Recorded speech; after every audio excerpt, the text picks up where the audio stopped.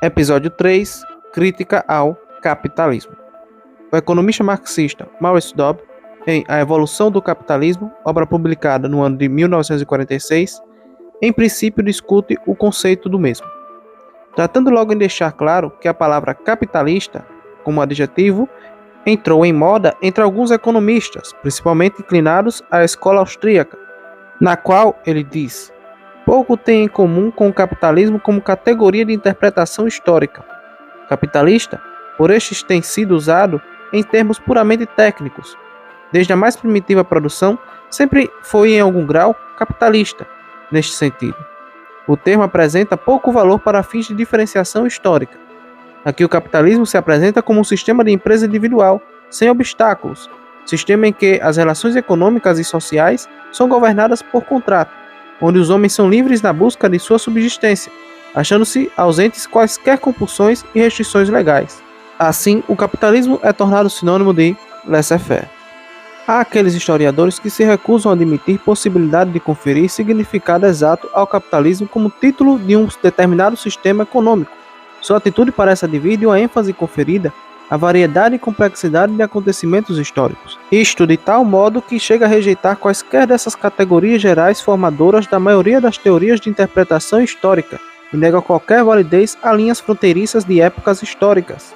Período algum da história, dizem, é feito de tecido completo, e como todos os períodos são misturas complexas de elementos, revela-se simplificação enganadora rotular qualquer parte do processo histórico com o título de um único elemento. Um sistema como o capitalismo poderá ser mencionado abstratamente como descrevendo um aspecto que, em medida variada, caracterizou numerosos períodos da história, mas como tal constitui uma noção econômica abstrata, e não histórica. Portanto, seria fútil fazer o levantamento das origens de qualquer sistema, assim, sem objetivo ou fim. O principal historiador do mercantilismo, L. Heckscher, despreza a noção de capitalismo moderno. Ele acrescenta que o mesmo só pode ter um significado se estiver ligado àquilo que na ciência econômica se chama capital, em cujo sentido, isto é, da existência de capital, as diferentes etapas da história só diferiram em grau. Ignoram então os economistas liberais e conservadores, segundo Dobb, que a luz do conhecimento histórico leva a suposições práticas do presente, através da ótica do passado. Nada acontece da noite para o dia sem antes ter passado por fases de transformação, de maturação. Ou seja, é necessário saber sim como se fez tal processo acontecer para não se cair na armadilha de se dizer que o acaso é o responsável pelas ações sociais no seu presente. O economista alemão Werner Sombart, fortemente influenciado por Marx, buscou a essência do capitalismo e foi o pioneiro no uso desse termo. Buscou não em qualquer dos aspectos de sua anatomia econômica ou sua fisiologia, mas na totalidade dos aspectos representados no Geist, ou espírito que inspirou a vida toda em uma época. Tal espírito é uma síntese do espírito de empresa, de empreendimento ou aventura, com o espírito burguês de cálculo e racionalidade, acreditando que em épocas diferentes reinaram atitudes econômicas diferentes, e que é esse espírito o que cria a forma adequada para si próprio, e com isso uma organização econômica. Ele buscou a origem do capitalismo no desenvolvimento de estados de espírito e comportamento humano conducentes à existência daquelas formas econômicas e relações da mesma natureza que se mostram características do mundo moderno. Em alguma ocasião do passado remoto, o espírito capitalista deve ter existido em estado embrionário, se assim quiserem, antes de qualquer empreendimento capitalista poder tornar-se uma realidade. O homem pré-capitalista era um homem natural, que concebia a atividade econômica como o simples aprovisionamento de suas necessidades naturais e em épocas pré-capitalistas. No centro de todo esforço e preocupação estava o homem, medida de todas as coisas. Por contraste, o capitalista, desarraigando o homem natural com sua visão primitiva original e revirando todos os valores da vida, vê na acumulação de capital o motivo dominante da atividade econômica e numa atitude de racionalidade sóbria, e através dos métodos de cálculo quantitativo preciso, subordina tudo o mais na vida a esse fim. O sociólogo Max Weber definiu mais simplesmente o capitalismo como presente onde quer que a provisão industrial para as necessidades de um grupo humano seja executada pelo método de empresa, e um estabelecimento capitalista racional como sendo o mesmo que a contabilidade do capital. Além disso, usava o espírito do capitalismo para descrever aquela atitude que busca o lucro, racional e sistematicamente. Porém, nos nossos dias, não restam dúvidas que o capitalismo possui uma categoria histórica e multifacetada. No mais, em um panorama geral, Dobb enfatiza as contradições e os desafios enfrentados pelo capitalismo em sua evolução. Ele destaca as crises econômicas e cíclicas, as desigualdades sociais e as explorações do trabalho como características inerentes ao sistema capitalista. De acordo com Dobb, o desenvolvimento do capitalismo ocorre por meio de 3 fases principais. A primeira, Dobb identifica o capitalismo comercial como estágio inicial do desenvolvimento capitalista. Nessa fase, o comércio desempenha um papel central na acumulação de capital. Os mercadores se envolvem em atividades comerciais, explorando as oportunidades de lucro geradas pelo comércio internacional. É mostrado o surgimento das primeiras oficinas já em tempos primitivos da Idade Média, como o século XIII, com a Holanda e a Inglaterra, das quais surgirão os mestres de ofício, futuros produtores diretos do capital, pois esse capital será produzido em lugares, em terras, os quais antes eram utilizados para o plantio. Agora, essa produção será utilizada para uma acumulação pré-capitalista. Os donos dessas terras criarão suas próprias oficinas, ou seja, novas formas de capital, prejudicando os arrendatários, que ficarão à mercê de vender sua força de trabalho barato às oficinas, e também os seus filhos que serão aprendizes, ficando até melhor para o proprietário da oficina, pois serão mais alienados para o trabalho do que seus pais. O autor mostra, neste capítulo, o crescimento das riquezas burguesas, através dos seus contatos comerciais e produtivos. A burguesia passa a se tornar a dona dos meios de produção. O autor mostra que a necessidade de escassear os mercados produtores de matéria-prima para aumentar o poder dos capitalistas e mercantilistas em suas ofertas, com isto, acumulando capital. O autor apresenta também o surgimento do proletariado como classe oriunda da perda de suas fontes de produção, principalmente a terra e seus instrumentos, e também através do endividamento por parte dos burgueses e seus monopólios. Fica claro que isso era necessário para a formação de um exército de reserva e, consequentemente, a manutenção dos salários baixos e nenhuma perspectiva de aumento. É explicitada a mudança ocorrida no modo de produção capitalista, que passa a ser um trabalho manufatureiro para um trabalho industrial. A mudança radical que há na troca de criação do produto pelas mãos do trabalhador para a troca dirigida pelas máquinas, o que será bem avaliado pelo próprio Karl Marx. O autor também coloca as dificuldades vividas pela classe pré-operária na época das oficinas artesanais e também nos primórdios das indústrias, onde havia uma superexploração por parte dos donos do capital. Já vimos isso no episódio passado. Em seguida, Dobb descreve a transição para o capitalismo industrial, em que a produção em grande escala e a industrialização se tornam predominantes. Nessa fase, ocorre a transição da manufatura para a produção em fábricas, impulsionadas por avanços tecnológicos, como a máquina a vapor. O lucro é baseado principalmente na produção de mercadorias em larga escala. O século XIX é colocado como sendo o período de transição e formação por parte do processo capitalista. Transição no sentido da transformação do capitalismo interno para o capitalismo externo, ou imperialismo, com aplicações ou empréstimos a países mais atrasados, de onde se tiraria altas taxas de juros. Mas sabendo-se que esses investimentos acelerados gerarão a partir de 1873 a primeira grande crise do capitalismo. Também será verificado como um país que foi antiga colônia britânica, ele mesmo, os Estados Unidos da América, que transformou-se em um futuro país capitalista, a ponto de fazer os seus próprios empréstimos e utilizar um novo mecanismo de controle capitalista, os trusts, uniões de capitais comandando o Estado. Por fim, Dobb aborda o estágio do capitalismo monopolista, em que o poder econômico está concentrado em grandes empresas e conglomerados. Nessa fase, há uma tendência à formação de monopólios e cartéis, que buscam controlar os mercados e eliminar a concorrência. O capitalismo monopolista é caracterizado por uma maior centralização do capital e pelo surgimento de grandes corporações multinacionais.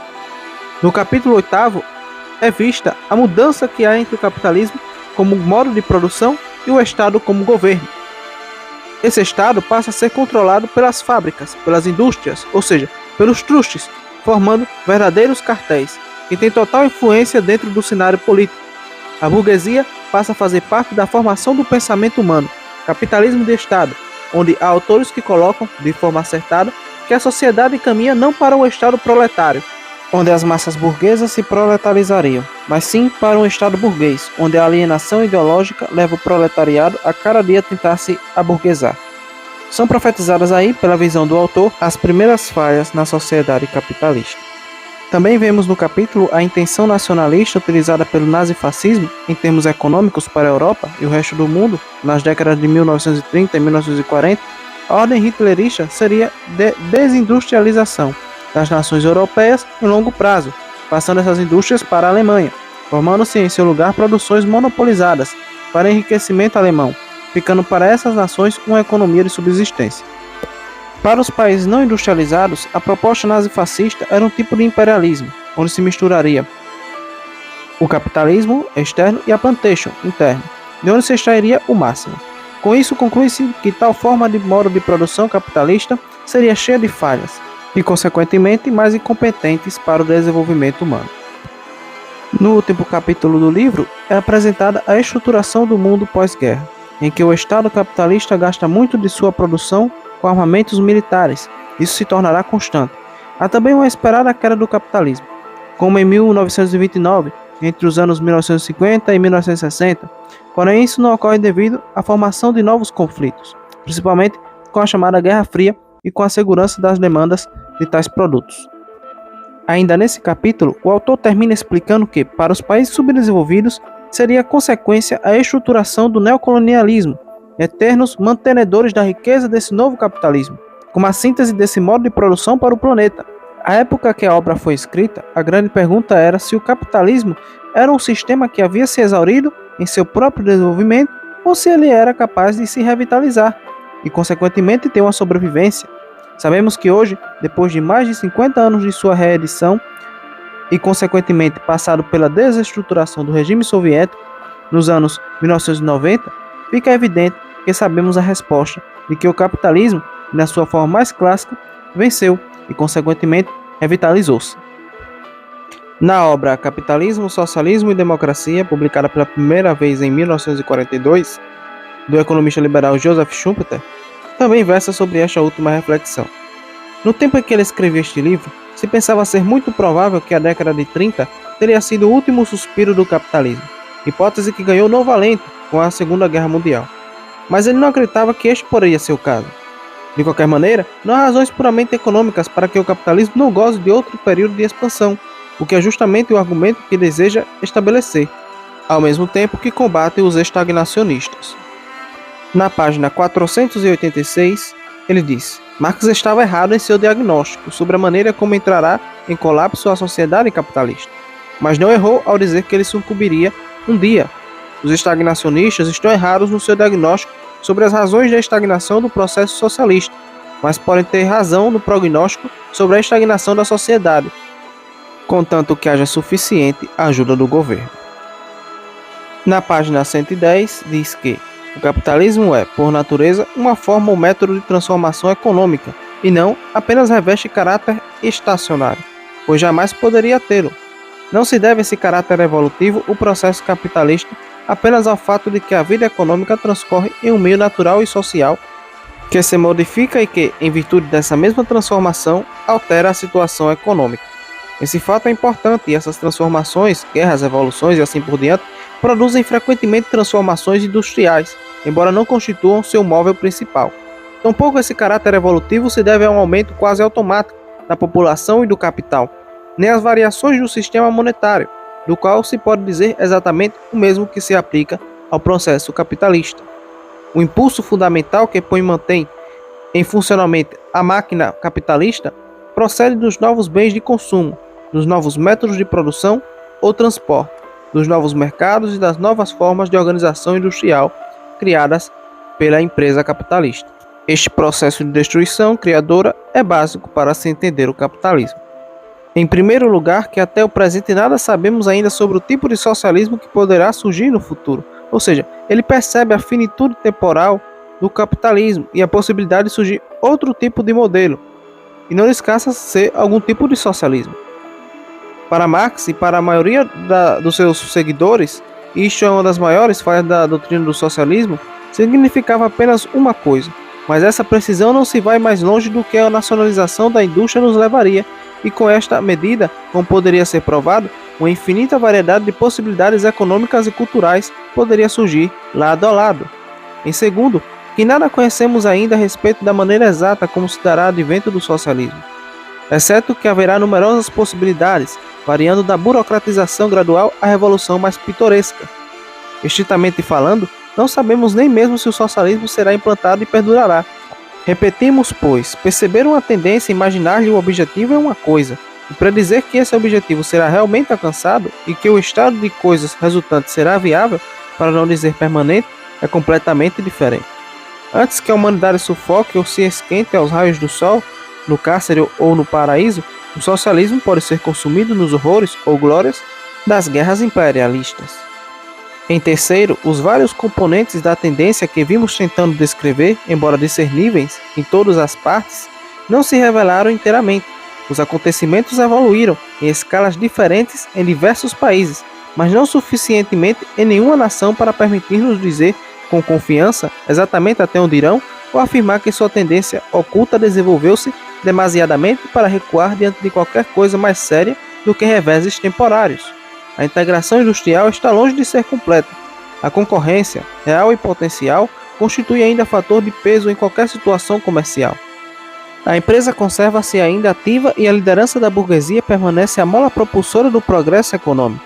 A classe média conta ainda com poder político, padrões e motivações burgueses, embora continuamente debilitados, atuam ainda. A sobrevivência de tradições, juntamente com a propriedade familiar de ações majoritárias, fazem ainda com que muito administrador se comporte como um antigo dono gerente. A família burguesa não morreu ainda. Na verdade, aferra-se à vida tão tenazmente que nenhum político responsável ousou ainda tocá-lo por outro método senão a taxação. Do ponto de vista da prática imediata e do objetivo de previsões a curto prazo, e nesses casos, séculos são realmente curtos prazos, tudo o que ocorre na superfície pode ser até mais importante do que a tendência para uma nova civilização que lentamente evolui nas profundezas. O economista Paul Gon descreve que a história das doutrinas econômicas, que é a tese da evolução, é designada de catastrófica, pode ser analisada da maneira seguinte. De início, verifica Marx haver o capitalismo constituído, no passado, uma forma econômica necessária. Todavia, no presente, já não está o capitalismo em condições de preencher suas funções econômicas e sociais. Prova-o a existência de crises periódicas. No futuro, por fim, será a desaparição do capitalismo um fato certo, uma vez que este contém em si os germes da sua própria destruição. Estes proliferam sob a forma dos fenômenos de concentração e de proletarização crescentes. Examinemos as diferentes partes dessa tese. O capitalismo preencheu uma função histórica da máxima importância, a busca do lucro e a luta contra a concorrência, que constituem os fundamentos da sua atividade, levaram-no a desenvolver, de maneira considerável, as forças produtivas da humanidade. Mas estes mesmos princípios da atividade capitalista, dotada de força que vai sempre em um crescente, arrastarão o regime à autodestruição. A evolução neste sentido é fatal. Não há energia humana capaz de detê-la. A observação dos fatos indica aproximar-se a catástrofe, tais como as do século XIX, do ano de 25, 36, 47, 57 e 66. Estas duas últimas observou-as o próprio Marx na Inglaterra. Durante estes períodos de crise mostra-se o regime capitalista, ao que parece, incapaz de dirigir a produção e assegurar o consumo. Esta incapacidade é posta em evidência pelo paradoxo da coexistência de superprodução e subconsumo. Tanto capitalistas como operários sofrem os desastrosos efeitos das crises, que se tornam, aliás, insuportáveis ao cabo de certo tempo, pois os desequilíbrios tendem a se multiplicar e agravar. Em virtude de suas desastrosas consequências econômicas e sociais, aceleram as crises o movimento das coisas e das pessoas, precipitando-as para a saída da catastrófica, a revolução que dará nascimento à sociedade coletivista. O movimento das coisas é a concentração crescente, o das pessoas é a proletarização também crescente. Mas, antes de analisar em seus detalhes as consequências dessas crises, vamos examiná-las em si mesmas. Essas crises estão na dependência do regime econômico capitalista. Marx liga sua causa diretamente à mais-valia, criando assim uma teoria orgânica, aliás interessante, que assenta a um tempo na existência da superprodução e do subconsumo. A busca incessante por lucro leva à superprodução das mercadorias, enquanto a desigualdade de renda impede que os trabalhadores consumam tudo o que é produzido. Superprodução e subconsumo são conceitos utilizados por Karl Marx para descrever crises econômicas recorrentes do sistema capitalista. Embora nem todos os economistas concordem com esses conceitos, eles desempenham um papel importante na teoria marxista da crise. Vou explicar cada conceito separadamente. A subprodução, também conhecida como superprodução relativa, refere-se à situação em que a produção de mercadorias excede a capacidade do mercado em absorvê-las. Isso ocorre porque, no capitalismo, a produção é orientada para a obtenção de lucro e não para a satisfação das necessidades humanas. Os capitalistas buscam maximizar sua lucratividade através da produção e venda de mercadorias, mas nem sempre há demanda suficiente para absorver toda a produção. Como resultado, ocorre uma superprodução em relação ao mercado.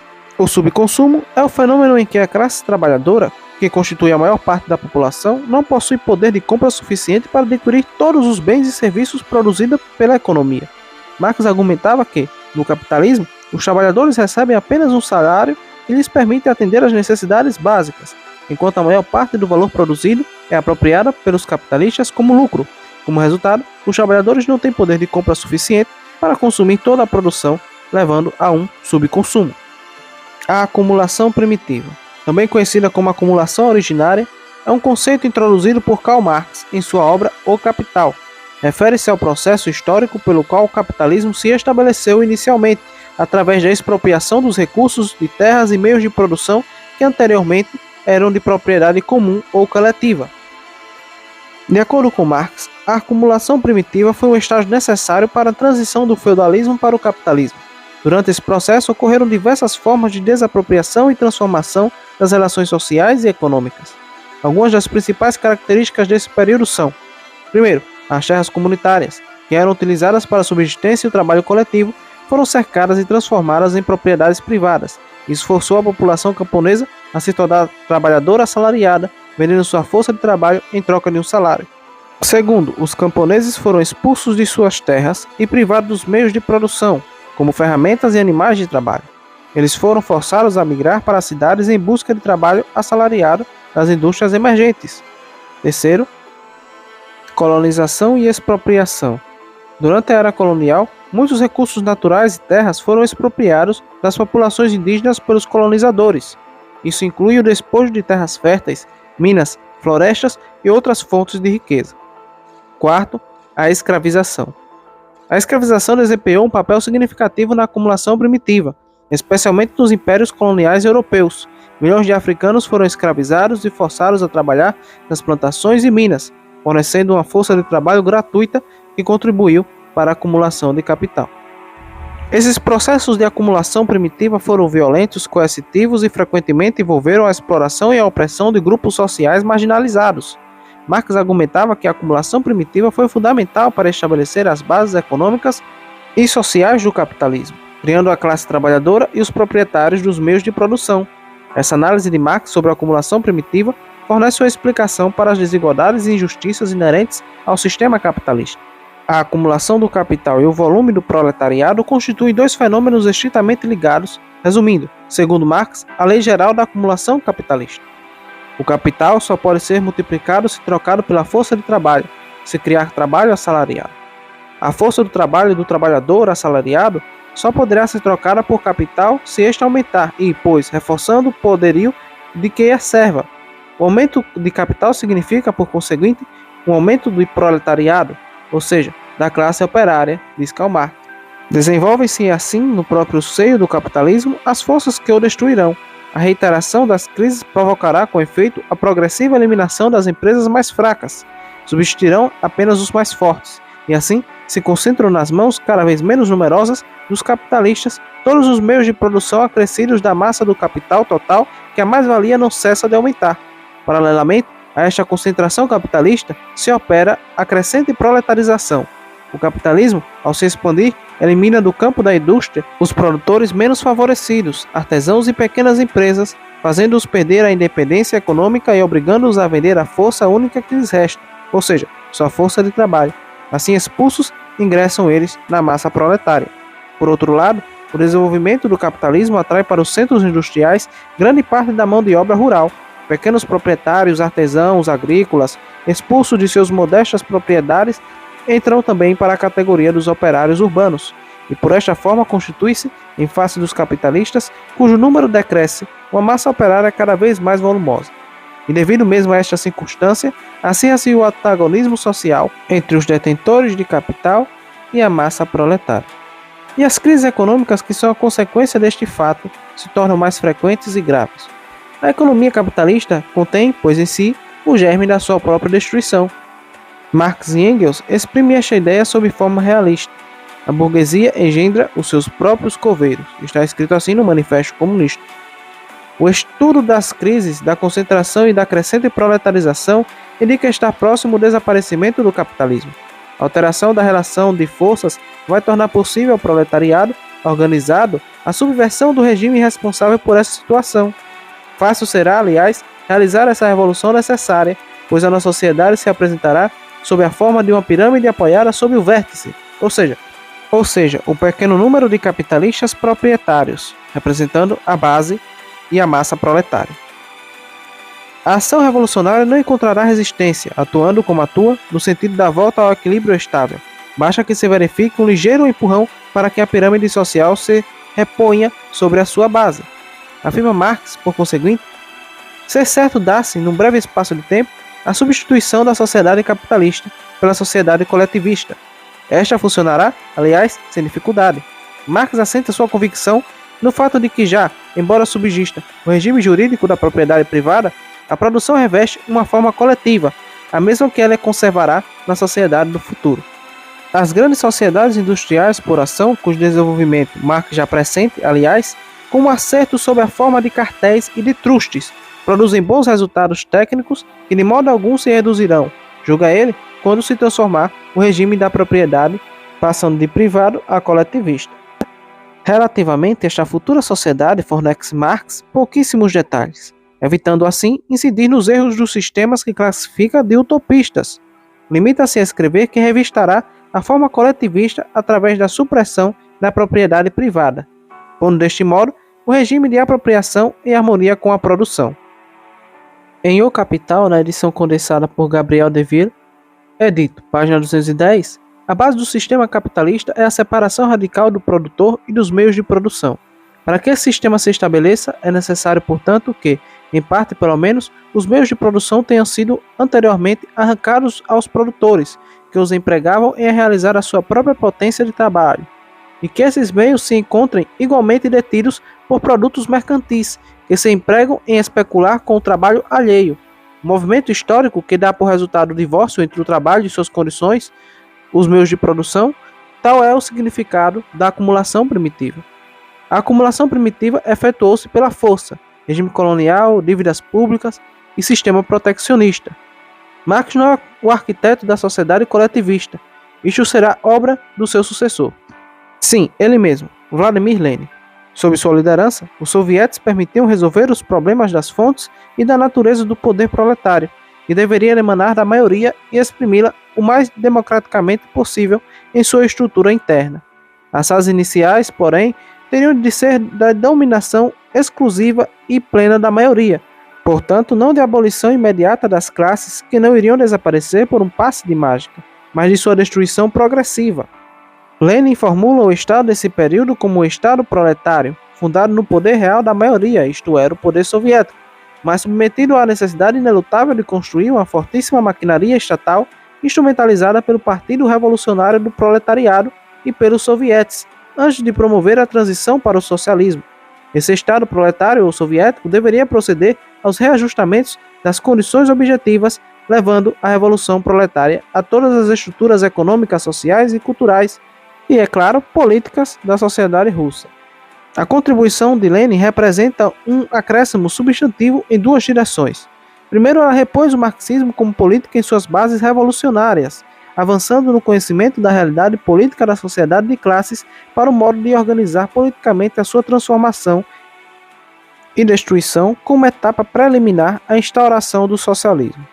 Segundo, ele traz consigo a primeira descrição teórica e a primeira formulação prática da Revolução Proletária como processo histórico e vívido. Embora Lenin se preocupasse mais com as condições técnicas e os processos políticos de intervenção revolucionária na realidade, limitando as formalizações abstratas ao conhecimento teórico essencial para atingir tais fins. Suas indagações e reflexões introduzem no marxismo um tratamento mais livre e dialético do político, sem ignorar que qualquer transformação política possui uma base econômica e social concreta. Ele desvendou, mais do que os outros pensadores marxistas, o grau de autonomia relativa do político e a intensificação dessa autonomia nos momentos de crise e revolução. Com ele, o marxismo torna-se politicamente operacional, o que explica por que, depois dele, o marxismo converte-se em marxismo-leninismo. Tendo em vista o que foi apreendido no episódio passado sobre os conceitos-chave, vamos em direção a uma maior condensação das críticas de Karl Marx ao capitalismo. Em primeiro lugar, observamos a exploração do trabalho, onde ele argumenta que o capitalismo se baseia na exploração da classe trabalhadora. Em segundo lugar, a desigualdade e a alienação. Marx via o capitalismo como um sistema que gera desigualdade social e a alienação do trabalhador em relação ao que produz. Ou seja, as desigualdades surgem na divisão da sociedade em classes, com a minoria detendo a propriedade dos meios de produção e acumulando riqueza, enquanto a maioria dos trabalhadores enfrenta condições precárias e falta de poder de barganha. Em terceiro lugar, crises econômicas e instabilidade.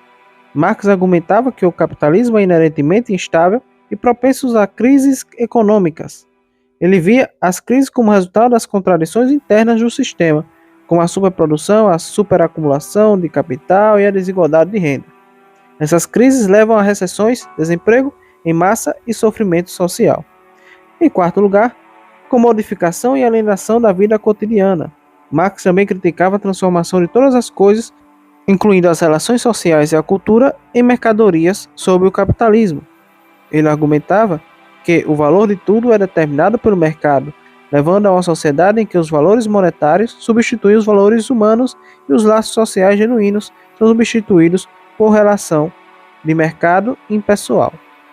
Marx acreditava que o capitalismo era um estágio transitório na evolução histórica das sociedades e que a superação do capitalismo levaria à criação de uma sociedade socialista na qual a propriedade dos meios de produção seria coletivizada e o objetivo principal seria a satisfação das necessidades humanas em vez do lucro. Te convido a se inscrever, a compartilhar, deixar seu gostei e, claro, de acompanhar esta série chamada Marxismo, que se pretende ter 5 ou 6 episódios. No mais, obrigado.